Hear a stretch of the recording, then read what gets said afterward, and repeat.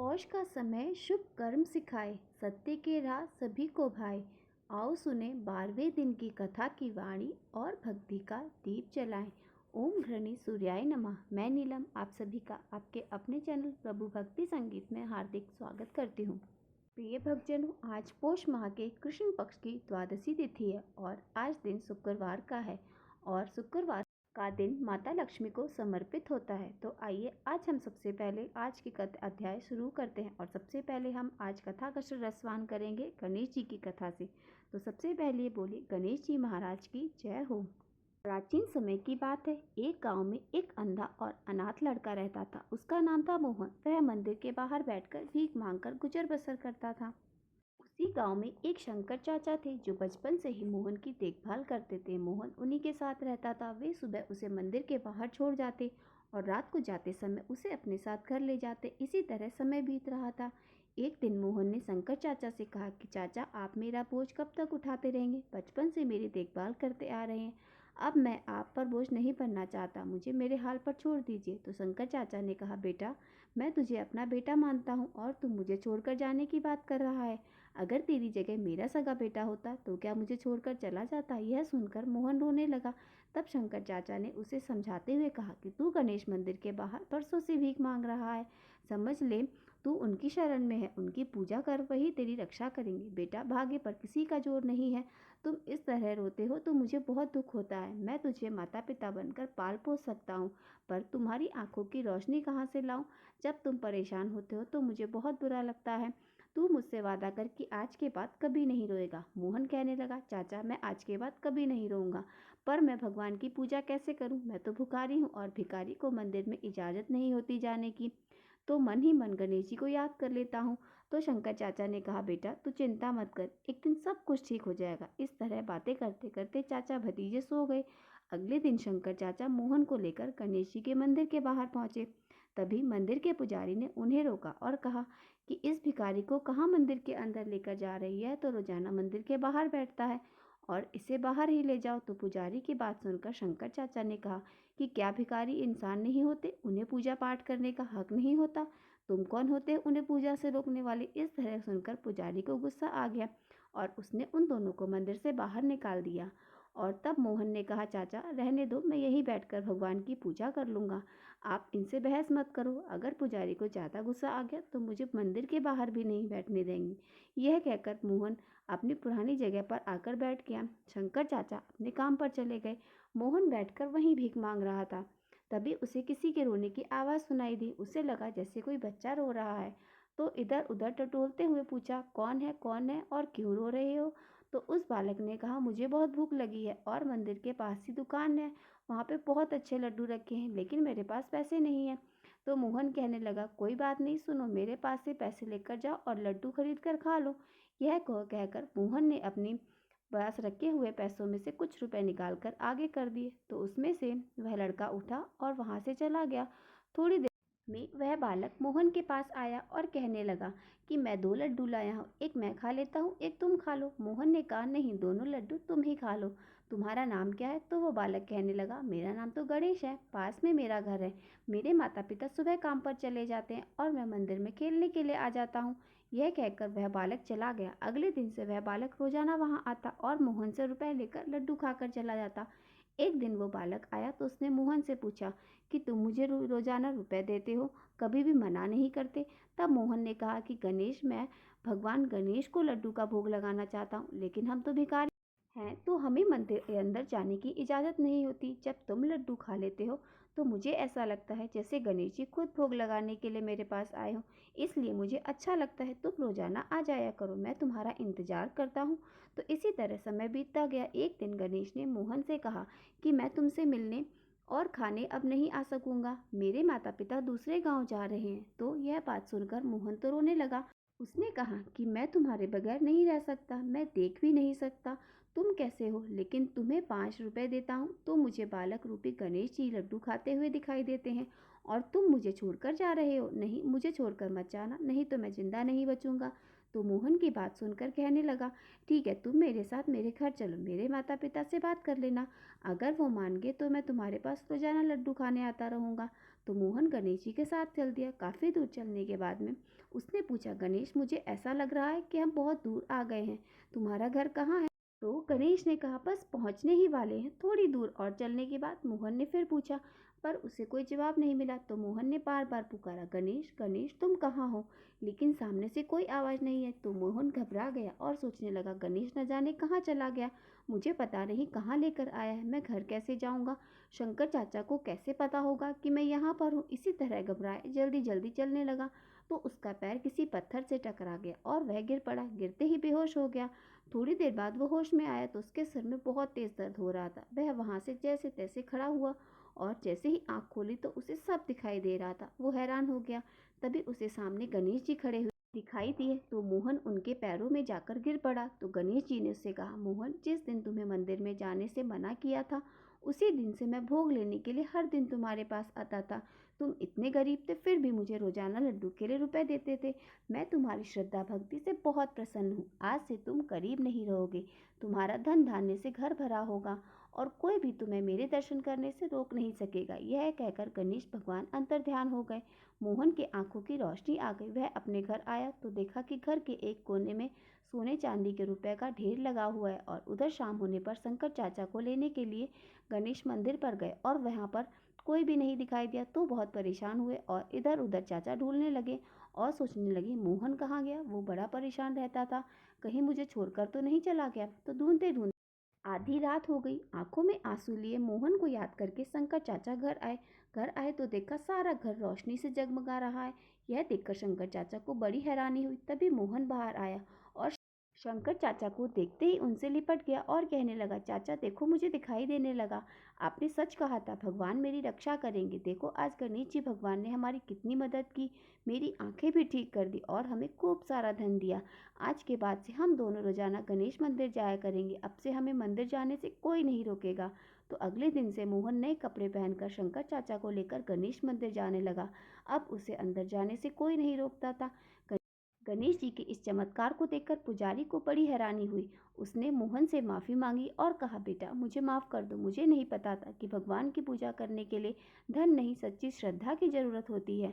तो मोहन कहने लगा, पुजारी जी शायद तुम सही कह रहे हो, लेकिन मुझे पता था कि भगवान की पूजा करने के लिए धन की ज़रूरत होती है, क्योंकि आज मेरे पास धन है तो आप भी मुझे पूजा करने से नहीं रोक रहे। यह तो सुनते ही पुजारी जी की आंखों में आंसू आ गए। विघ्नहर्ता गणेश जी, जिस तरह आपने उस मोहन की रक्षा की वैसे ही सबकी रक्षा करना। कहानी सुनने वाले, कहने वाले, हुंकारा भरने वाले सब पर अपनी कृपा बनाए रखना। बोलो गणेश जी महाराज की जय हो। शुक्रवार का दिन माता लक्ष्मी और उन्हीं के स्वरूपों को समर्पित होता है। शुक्रवार को संतोषी माता, अन्नपूर्णा माता, वैभव लक्ष्मी माता की पूजा की जाती है और व्रत भी रखा जाता है। सच्चे मन से की गई पूजा और व्रत से भक्त की सारी मनोकामनाएं पूर्ण होती हैं। माता कभी भी अपने भक्तों को निराश नहीं होने देती। अब आप सुनेंगे आज की कथा। बोली लक्ष्मी माता की जय हो। माँ माल लक्ष्मी की पुरानी कथा है। ये बड़ी ही प्रचलित है। एक बार पुराने समय की बात है। एक गांव था जिसमें एक गरीब ब्राह्मण रहता था। वह भगवान श्री हरि विष्णु का परम भक्त था। नियमित रूप से विष्णु की पूजा करता था। ऐसा करते सालों बीत गए। उस ब्राह्मण की गरीबी दूर नहीं हुई। भगवान ने एक दिन देखा कि आंधी हो या तूफान, यह मेरे मंदिर जरूर आता है, किसी भी हाल में पूजा करना नहीं छोड़ता, तो मुझे इसे दर्शन देने चाहिए। तो दूसरे दिन जैसे ही ब्राह्मण सुबह स्नान आदि करके विष्णु जी के मंदिर पहुंचा, पाठ करने गया, तो जैसे ही उसने पूजा पाठ समाप्त की तो भगवान विष्णु और उस ब्राह्मण के रूप में उसके सामने प्रसन्न हुए। उस ब्राह्मण की पूजा से प्रसन्न होकर उसे दर्शन भी दिए और वरदान मांगने को कहा। तो यह देखकर साक्षात भगवान के दर्शन पाकर बहुत प्रसन्न हुआ और हाथ जोड़कर प्रणाम करने लगा। कहने लगा, हे विष्णुदेव, अगर आप मुझसे खुश हैं तो मुझे आशीर्वाद दें कि लक्ष्मी का निवास मेरे घर में हो। मैं अपने घर के सदस्यों को देखकर बहुत दुख होता हूँ और बहुत ही परेशानी में रहता हूँ, क्योंकि मुझे उनकी ज़रूरतें पूरी नहीं कर पाता हूँ। कितना भी काम कर दूँ तो वक्त का गुजारा मुश्किल से हो पाता है। अगर आप की कृपा से लक्ष्मी जी का निवास मेरे घर में हो तो मैं अपने आप को धन्य समझूंगा। तो ब्राह्मण की बात सुनकर विष्णु जी कहने लगे, लक्ष्मी प्राप्ति का उपाय मैं तुम्हें बताता हूँ, तुम उसे करना। लक्ष्मी जी का निवास तुम्हारे घर जरूर होगा। कल सुबह जल्दी उठकर मंदिर के सामने बैठ जाना। वहाँ पर सुबह सवेरे जल्दी एक दया स्त्री आती है जो वहाँ आकर उपले थाप लेती है। तुम ऐसा करना, उसे अपने घर आने का निमंत्रण देना। वह धन की देवी है। जब लक्ष्मी जी तुम्हारे पास आएंगी तो तुम्हारा घर धन धान्य से भर जाएगा। इतना कहकर विष्णु भगवान वहां से अंतर ध्यान हो गए और ब्राह्मण खुशी खुशी घर आ गया। वह विष्णु भगवान के दर्शनों को याद करके बहुत खुश हो रहा था और लक्ष्मी माता से मिलने की प्रतीक्षा भी उसे बेचैन कर रही थी। उसे उसी रात में नींद भी नहीं आई। अगले दिन वह ब्राह्मण सुबह जल्दी उठा और स्नान करने के बाद में विष्णु मंदिर गया और वहां पर पूजा करके सीढ़ियों पर बैठ गया। तभी वह ब्राह्मण देखता है कुछ ही देर में एक औरत वहां पर आती है और चुपचाप उपले थापने लगती है। ब्राह्मण उसे देखकर बहुत खुश होता है। सोचता है विष्णु जी ने मुझे इस औरत के बारे में बताया था, क्योंकि वह औरत सोने के गहनों से लदी हुई थी, लक्ष्मी जी के समान ही प्रतीत हो रही थी। तो ब्राह्मण ने उसके पास जाकर प्रणाम किया और लक्ष्मी माता से कहा कि हे लक्ष्मी माँ, तुम मेरे घर में निवास करो।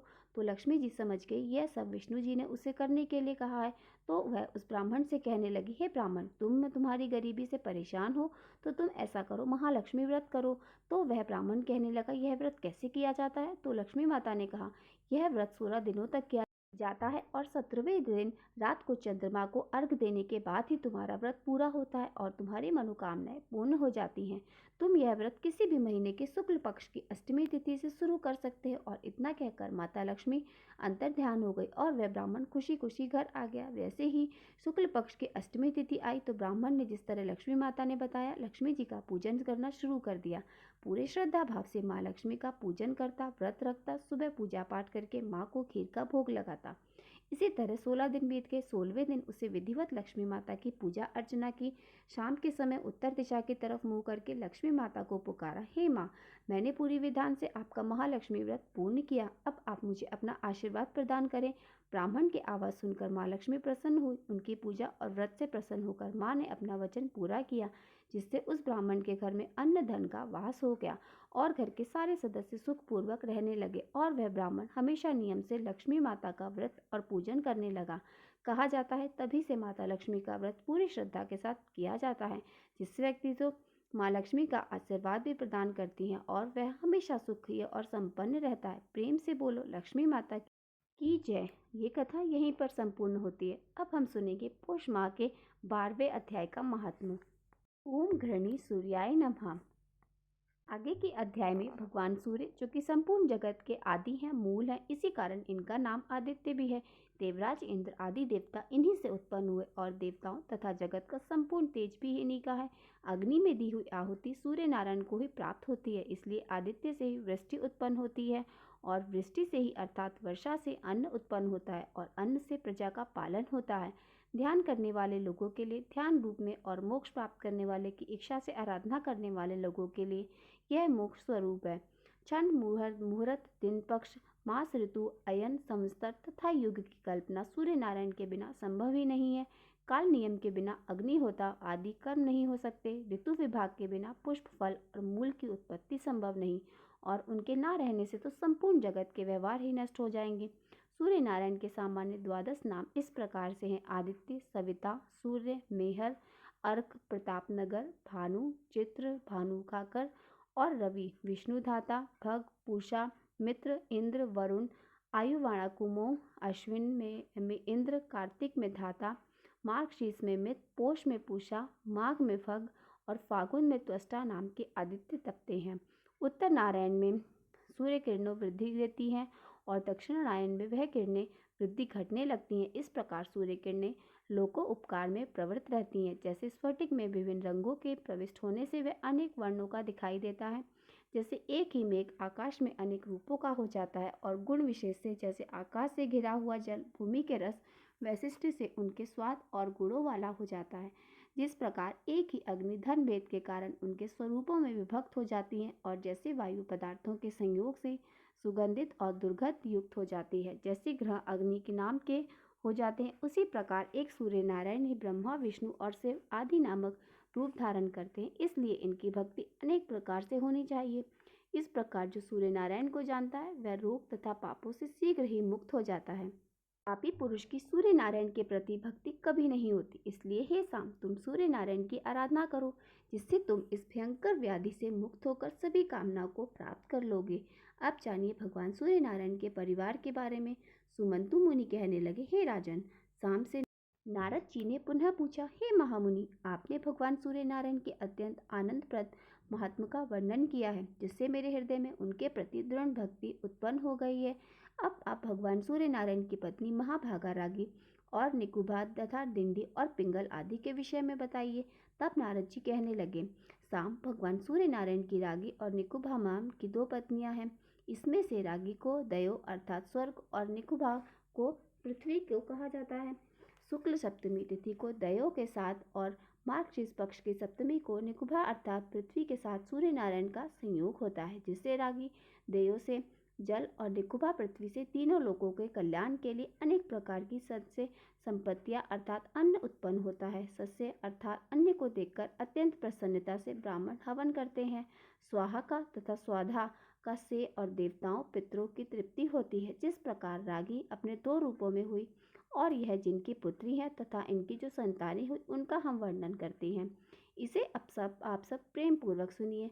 साम, ब्रह्मा के पुत्र मरीच, मरीच के कश्यप, कश्यप से हिरण, हिरण से कश्यप और कश्यप हिरण से कश्यप, प्रहलाद, प्रहलाद से विरोचन नाम का पुत्र हुआ। विरोचन की बहन का विवाह विश्वकर्मा के साथ हुआ, जिससे संज्ञा नाम की एक कन्या उत्पन्न हुई। मरीच की सुरूपा नाम की कन्या का विवाह अंगिरा ऋषि से हो गया, जिससे बृहस्पति उत्पन्न हुए। बृहस्पति की ब्रह्मावादिनी बहन ने 8वें प्रभास नामक वसु से प्रहारी ग्रहण किया, जिसका पुत्र विश्वकर्मा समस्त सिलप को जानने वाला हुआ। उन्हीं का नाम त्वष्टा भी था, जो देवताओं के बड़े ही हुआ करते थे। इन्हीं की संज्ञा को रागी कहा जाता है। इन्हीं को दयो, त्वस, प्रभा तथा सूर्य भी कहते हैं। इन्हीं संज्ञा की छाया का नाम निकसुभा है। सूर्य नारायण की संज्ञा नामक भार्या अर्थात पत्नी बड़ी रूपवती और पतिव्रता थी, क्योंकि भगवान सूर्य नारायण मानव रूप में उनके समीप नहीं जाते थे और अत्यधिक तेज से पर्वत होने के कारण सूर्य नारायण का वह सुंदर स्वरूप मालूम नहीं होता था, इसलिए वह संज्ञा को कभी भी अच्छा नहीं लगता था।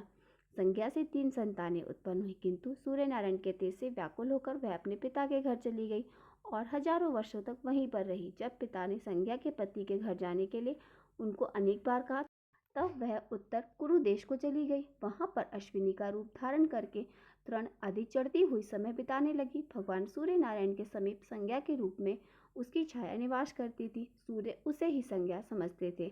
उससे 2 पुत्र और एक कन्या श्रुत श्रावस्ती और श्रुतकर्मा ने शनिचरा से प्रसिद्धि प्राप्त की। संज्ञा जिस प्रकार से अपनी संतानों से स्नेह करती थी, वैसा इसने छाया ने कभी नहीं किया। इस अपमान को संज्ञा के ज्येष्ठ पुत्र सावन मनु ने तो सहन कर लिया, किंतु उनके छोटे पुत्र यम अर्थात धर्मराज सहन नहीं कर सके। छाया ने जब बहुत ही कलेश करना शुरू कर दिया, तब क्रोध में आकर बालपन तथा भावी प्रबलता के कारण उन्होंने अपनी विमाता छाया की विभत्सना की और उसे मारने के लिए अपना पैर उठा दिया। यह देखकर क्रुद्ध विमाता छाया ने उन्हें कठोर श्राप दे डाला। कहने लगी, दुष्ट, तुम अपनी माँ को पैर से मारने के लिए तैयार हो रहे हो, इसलिए तुम्हारा यह पैर टूट कर गिर जाए। छाया के श्राप से विमल होकर यम अपने पिता के पास गए और उन्हें सारा वृतांत कह सुनाया।